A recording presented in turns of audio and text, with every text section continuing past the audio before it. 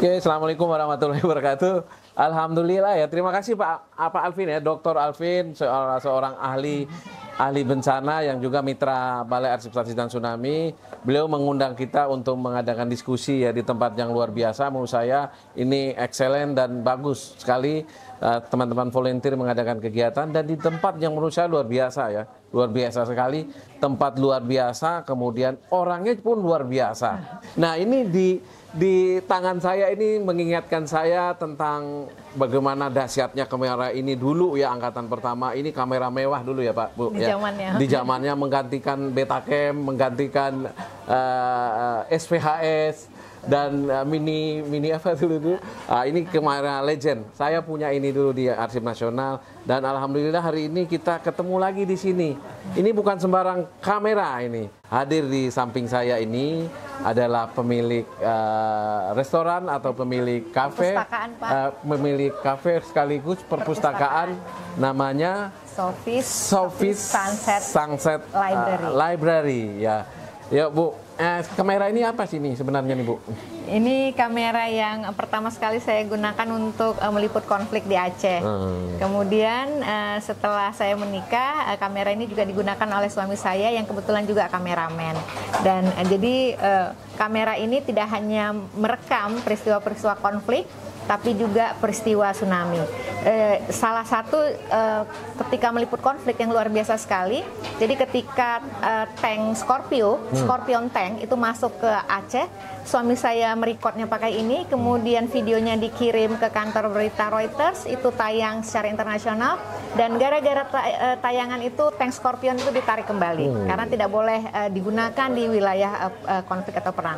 Dan kemudian ketika kita merekod tsunami, waktu itu persisnya dari samping Masjid Raya sampai ke masjid di Setui, video kita menjadi salah satu video yang pertama sekali tayang di televisi untuk menceritakan bagaimana dahsyatnya tsunami waktu itu. Jadi ini memang kamera luar biasa sekali. Legend nih, legend. Ya. Terus dengan peristiwa tsunami, gimana ini kamera ini? Ya, jadi kita sempat waktu itu jadi suami saya karena kameramen, jadi ketika air sudah datang dari ujung jalan Muhammad Jam, kalau Bapak tahu Masjid Raya di ujungnya itu air datang, suami saya bilang kita harus segera pergi dari sini. Dia lempar kamera ini ke saya karena dia harus nyetir. Dia bilang record ya, tapi sepertinya rumah kita sudah kena air, jadi hemat baterai. Kita nggak punya baterai hanya ada di sini. Baterai yang di rumah pasti sudah kena sudah kena air, dia bilang. Jadi hemat. Padahal saya bilang kalau seandainya waktu kita nggak hemat baterai, saya bisa record semuanya, di-roll semuanya, saya bilang. Tapi karena dia bilang hemat baterai, kita hanya punya baterai yang ada di sini. Tapi pun begitu, gambar di video ini akhirnya kemudian menyambungkan banyak cerita, Pak. Jadi ketika kami bersama salah satu media internasional membuat cerita dokumenter tsunami 20 tahun, video dari kamera ini akhirnya menjadi benang merah dari semua video di hari pertama tsunami di Banda Aceh. Kita menemukan orang-orang yang ada di video kita juga ada ternyata di video orang lain yang sepertinya kita mengikuti dia, padahal kita nggak ngikutin dia gitu. Jadi kita, dia ada di kamera di video kita, ternyata dia ada di video yang lain, dan akhirnya itu kami rangkai videonya. Jadi video kami ini menjadi salah satu mata rantai dari footage video di hari pertama tsunami. Jadi luar biasa sekali. Kalau untuk isi dari mini DV-nya sudah dialih mediakan? Sudah kita alih mediakan, kita digitalisasi Pak. Gitu ya, untuk menyelamatkan arsip. Karena beberapa teman-teman jurnalis terlambat menyelamatkan itu, termasuk kegiatan rehabilitasi rekonstruksi. Hampir berapa kontainer itu tidak mereka digitalisasi secepat mungkin, atau dialih mediakan dari mini DV itu ke digital yang terbaru lagi gitu. Nah itu masalah itu gitu. Nah selanjutnya ini mau diapain Bu? Kameranya ini Jadi dimuseumkan ya. kita cita-citanya pengen punya museum, Pak. Iya, Jadi, khusus. tapi harapan kami membuat sebuah museum tentang konflik dan tsunami yang dibangun dengan community base. Jadi berdasarkan komunitas. Jadi siapa punya barang benda itu bisa kita koleksi barang-barang di suatu tempat yang kami sediakan nantinya. Ya. Nah, harapan kita sama Bang Alfi juga semua bahwa kita membangun kearsipan Indonesia umumnya maupun Aceh khususnya itu base-nya community ya. Dan kawan kita Bu Raihan Lubis dan teman-teman yang lainnya menjadi bagian dari itu. Secara resmi mungkin perpustakaan Sofi Sunset Library ini salah satunya yang akan kita jadikan destinasi wisata kearsipan itu. Nanti setiap kawan-kawan datang dari Jakarta tidak hanya membaca buku, tidak hanya melihat pantai, makan siang di sini sampai baca buku, sampai melihat arsip-arsip yang unik ya, hasil liputan-liputan yang kemarin, hasil dokumentasi tsunami, foto-foto tsunami itu. Gimana Bu? Kira-kira ide itu gimana Bu? Bagus nggak? Luar biasa Pak, sangat. Saya tersanjung, terus terang saya tersanjung Pak. Karena memang selama ini arsip dan dokumentasi yang kami punya itu ya hanya kami saja yang karena ada beberapa yang kami rasa kami belum bisa rilis ke orang-orang itu. Seperti negatif film di hari pertama tsunami sampai hari ini itu belum pernah saya cetak Pak. Nanti itu yang membedakan antara Museum Tsunami, antara Balai Arsip Statis dan Tsunami dengan Sofia Library, Sunset Library. Jadi itu yang membedakan. Jadi ada khusus sendiri terkait dengan tidak hanya perpustakaan, tapi dia bisa bercerita bagaimana tsunami waktu itu. Dan tempatnya sangat legend di pantai Lampu. Keren ya Bu? Ya, red zone Pak. Iya. Gimana Pak Alvin? Setuju nggak itu? Setuju sekali. Jadi semua orang harus bergerak bersama-sama ya. Dan dengan caranya yang berbeda-beda. Tentu saja yang selama ini orang pergi ke suatu tempat tujuan tertentu, tapi sekarang ya orang juga bisa menikmati alam sambil belajar, mendapatkan edukasi di tempat yang sesuai. Ya rasa-rasanya itu memang harus kita lakukan secara bersama-sama.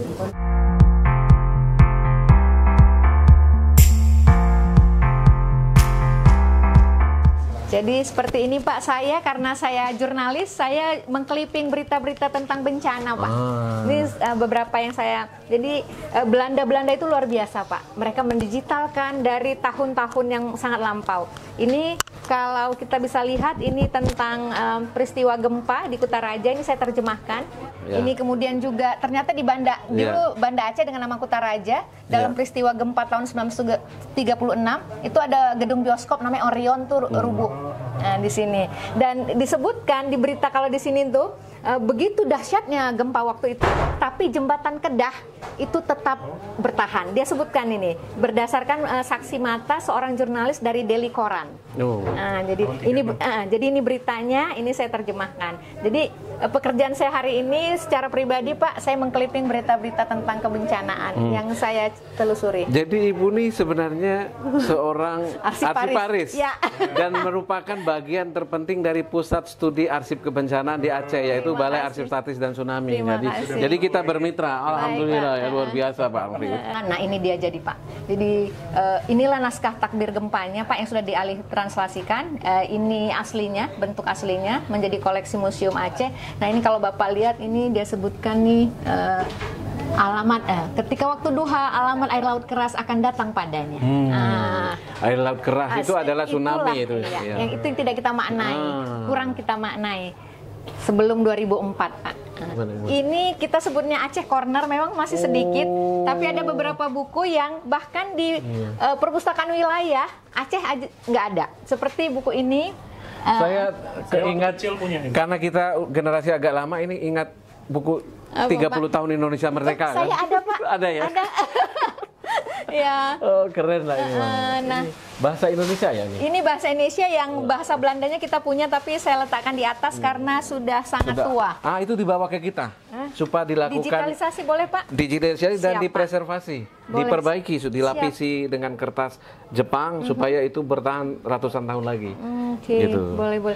Seperti kemarin saya dapat sumbangan Pak ini dari salah seorang yang dulu bapaknya adalah jaksa di Kutaraja. Iya. Jadi bapaknya menceritakan bagaimana dia hidup di Aceh dan luar biasa sekali. Anak cucunya kemudian mengetik ulang buku harian kakek buyut mereka. Dan kemudian menjadikannya seperti ini. Jadi bayangkan cerita lama dari tahun 1892, 1908. Ini Babo ini sebutan untuk kakek buyut mereka. Jadi kakeknya dulu jaksa di sini, bayangkan. Jadi bagaimana dia menceritakan Aceh di masa ini. Ah, luar biasa. Ini tentang Aceh arsip. semua ya? Tentang Aceh tentang semua Aceh. ya? Jadi itu tentang Kerkhoff. Ini ada buku tentang yang ditulis Zengraf, Pak. Juga ini apalagi ini seperti ini buku ini juga termasuk buku langka History of Sumatra ditulis oleh William Marsden. Harus ke sini nih, harus ke sini teman-teman ya untuk keren loh ya. Keren sini nih. Ini tidak hanya jadi buku tapi udah jadi arsip nih. Arsip itu sesuatu yang seperti juga ini Pak, Kamus Aceh Indonesia ini ditanam oleh kakeknya kawan saya dalam tanah dibungkus plastik. Kalau nggak salah tuh dia bilang zaman DITII. Kemudian setelah situasi mereda, diambil lagi, digali lagi, dan sekarang dia bilang kayaknya mungkin lebih cocok dirimu yang simpan. Ibu keren deh. Kerennya apa? Ini ada bukunya Bu Mona Lohanda. Oh, ada dua, Pak. Ada dua ya, Bu. Arsip dan sejarah. Ayah aja nggak ada nih di rumah. Karena saya sangat mencintai arsip dan sejarah. Mona Lohanda tahu kan, Bu? Tahu. Iya, peneliti kami, peneliti arsip nasional. Seorang ahli tentang Cina. Iya. Nah, Cina. Luar biasa. Jadi bayangkan Mona Lohanda seorang peneliti bisa jadi deputi konservasi. Dia pada waktunya dia jadi deputi konservasi, tidak punya basic kepemimpinan, pelatihan kepemimpinan, tapi dia bisa menjadi deputi konservasi, seorang eselon yang harus kalau menduduki itu harus melalui PIM 3, PIM 4, PIM 1 ya, kemudian ditambah dengan Lemhanas mungkin itu ya. Tapi dia nggak melewati itu, seorang peneliti yang diangkat menjadi deputi konservasi karena kapasitas keintelektualannya. Gitu. Lahir majalah Historian. Iya, majalah Historia. Nah, narasumber utamanya itu dia. Iya. Oke, mana lagi Bu? Mana lagi Bu? Oh, ini. Nah tadi Bapak yang karena generasi kita kayaknya sama Pak ya. Nah, tada. Nah, ini nih. Bagi yang udah lihat ini, berarti udah tua tuh. Ini masa kecil Pak ya. Iya. Ini buku 30 tahun Indonesia Merdeka ini butuh lengkap kan? Kalau ke perpustakaan wajib ada ya? nih. Tapi lumayan bagus ya Bu, mereka ya luar biasa. Pak. Foto-fotonya lengkap. Jadi cerita tentang pembangunan Indonesia. Soeharto kelebihannya itu. Nah, ini yang harus kita akui sama-sama. Ada plus minus kan Bu? Iya, dokumentasi arsip zaman Soeharto itu walaupun memang yang mendukung dia ya, tapi at least dia dokumentasikan kan. Lengkap Pak. Ada yang orange, macam-macam Pak. Ini kita juga punya di bawah bendera Revolusi Soekarno Pak. Luar biasa. Indonesia. Ada di Blok M nih, Blok M juga ada gini. Cuma harus dibeli kemarin tuh. Berapa ya kami mau beli itu? 300.000 atau berapa itu? Saya ini kebetulan diberikan oleh Pak Malik Raden, mantan Kepala Dinas Pendidikan Aceh. Dia bilang sepertinya lebih bagus di sini Raihan. Kami dengan senang hati menerimanya, ada beberapa edisi. Tahu tentang kita kembangkan. Ada yang unik aja tamu-tamu di sini. Jadi tidak hanya menikmati pantai ya, bisa baca pinggir pantai, tapi juga ada makan ikan, kemudian ada minum kelapa muda. Tapi kita bisa merasakan juga membaca buku. Bukunya tidak hanya buku kekinian ya, tapi juga buku tentang sejarah Aceh, sejarah Indonesia, sejarah tokoh-tokoh ya. Buku-buku langka. Buku-buku langka banyak ini sini nih. Termasuk ini langka sekali nih. Semua edisinya ada ya. 30 tahun Indonesia Merdeka ya. Ini buku asli Snow. Ya, The Acehers yang terjemahannya ini Pak. Iya. Di dua ini itu aslinya Pak. Ini aslinya. Terbit tahun 1000, itu sangat lama sekali. 1894. Ya. 1894. Terbitan The Aceh 18. Heart. Udah diterjemahkan lewat 2 buku ini. Oh, ini bukunya. Ini orang Aceh, sama-sama. Orang Aceh juga sama. Iya, sama. Ini versi Belanda yang ditulis Snoop. Yang ini tadi. bukunya. Udah kuning, lama-lama juga. Iya, kan aus ya Pak. Aus nanti. Kalau apalagi sini ini ya Bu. Ini udah kelihatan nih. Iya, betul. Iya, tahun 1800-an Pak. Iya, dicipta. Ini masih bagus ya. Iya. Tapi masih ada asamnya kan dikit-dikit nih. Betul. Ya. Nah, ini sejarahnya juga cukup panjang Pak buku ini. Yang tadi saya bilang jaksa itu, ini bukunya dia. Ketika Jepang masuk, dia salah satu orang yang dicari-cari dan buku-buku bahasa Belanda di bumi hanguskan sama Jepang. Makanya sampulnya dia robek. Ini. Jadi sampulnya nggak ada untuk diselamatkan. Nih. Bayangkan si bapak itu membawa kabur ini sampai ke Depok. Ini di Depok Pak saya dapatnya. Anaknya masih hidup di Depok, umurnya 80-an. Umur 80 ya?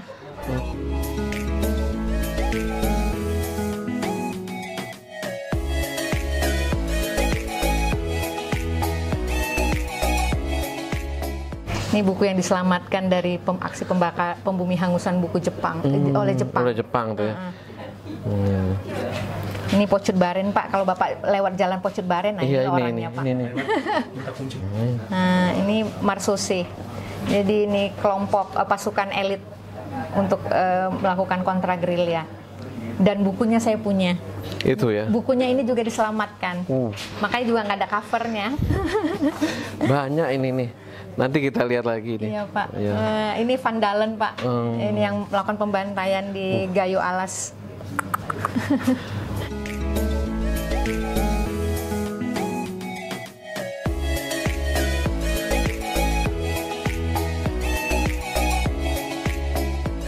Nah inilah buku mereka nih, 40 tahun Marsose. Yang juga diselamatkan, makanya covernya kayak gini Pak. Jadi ini buku terakhir yang diterbitkan Belanda sebelum mereka menyerah pada keluar dari Aceh. Ini 1940. Dicetaknya di Medan. Jadi ini terbitan 1940. 1940. Untuk peringatan Korps Marsose ini. Jadi mereka ulang 1890 sampai 19. Jadi ini pasukan elit yang khusus dibentuk untuk menangani para gerilyawan Aceh. Jadi di sini lengkap Pak, siapa yang dikejar, siapa yang DPO ya istilah sekarang. Itu lengkap di sini. Termasuk nama-nama Cut Nyadin misalnya. Ada ditandain Bu, Cut Nyadin gitu. Ada Pak. Jadi ini Kerkhoff dulu seperti ini Pak. Bayangkan pohon-pohonnya besar sekali ya. Kalau kita lihat sekarang kan udah nggak ada lagi pohonnya. Udah nggak karuan. Jadi ini kereta pembawa jenazah. Nah, jadi pembawa jenazah ada keretanya? Ada Pak, karena kan kalau nggak diserang sama orang Aceh, jadi keretanya, relnya ini nyambung dari Rumah Sakit Kesdam sekarang sampai ke Kerkhoff, sampai kemudian ke Ulele, karena nanti dari Ulele dievakuasi ke Padang. Gitu. Nah ini. Kalau nggak diserang gitu ya? Iya Pak. Itu nama-nama orang yang dicari itu ya? Nama-nama orang yang dicari, gaji tentaranya berapa, ada semua di sini dicatat. Stambuk berapa, mereka lengkap sekali. Siapa, stambuk berapa gitu, stambuk itu angkatan ya. Muhammad Sarif. Nah Muhammad Sarif inilah orang Minang yang menjadi penasehat agar Korps Marsose ini dibentuk. Ini dia. Inspirasinya kayak Kopassus gitu ya? Iya, kayak persis kayak Kopassus. Jadi Kopassus. Lupa. Nih, ya. Saya pikir ini hari yang berkah bagi kita ya. Hari berkah kita dapat membantu teman-teman mahasiswa ya. Kedua kita bersilaturahim dengan Bu Raihan Lubis dan suami tadi ya, Mas Dandi ya. Nanti kita ngobrol juga dengan Mas Dandi. Nanti ya jangan walaupun kita bukan TV yang di sana, tapi minimal kami merekam kembali sejarah bahwa pernah ada keluarga suami istri wartawan jurnalis yang merekam kejadian tsunami dan seterusnya ya. Artinya sampai hari ini mereka memahami bagaimana Aceh berkembang sampai seperti sekarang ini. Tentu akan bekerja sama nanti dengan Balai Arsipasi dan Tsunami dan library Sofi Sunset Library yang dikelola Bu Raihan, dan tentu dengan Mas Dr. Alvin ya, Bang Dr. Alvin yang memang berkonsentrasi di bidang bencana, khususnya di TDRMC, penelitian-penelitian yang memang kaitannya dengan tsunami. Terima kasih, sampai berjumpa lagi dengan edisi berikutnya dengan Bu Raihan dan Mas Dendi nanti ya, kaitannya dengan pendalaman terkait dengan tsunami dan kejadian-kejadian seterusnya. Demikian, wabillahi taufiq wal hidayah. Assalamualaikum warahmatullahi wabarakatuh. Waalaikumsalam.